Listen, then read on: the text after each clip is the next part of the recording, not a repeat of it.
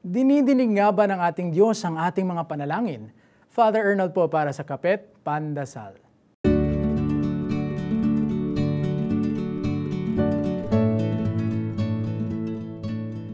Ngayong araw pong ito, maririnig natin sa ating pagbasa sa Ebanghelyo ang paalala ni Jesus ukol sa panalangin.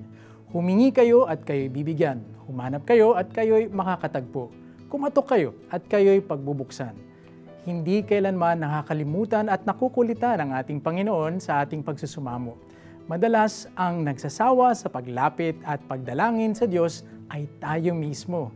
Akala po natin hindi pinakikinggan ng Diyos ang ating mga dasal kapag hindi natin nakukuha ang hinihiling natin. Mabuting kalusugan, mapayapang pamayanan, masaganang pamumuhay. Huwag po sana tayong agad na panghihinaan ng loob kung hindi agad natin natatanggap ang mga biyayang ating hinihiling.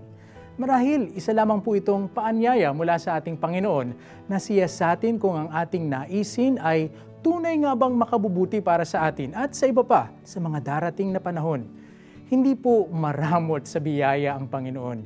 Ipagkakaloob niya kung ano ang tunay na makabubuti para sa ating kaligtasan.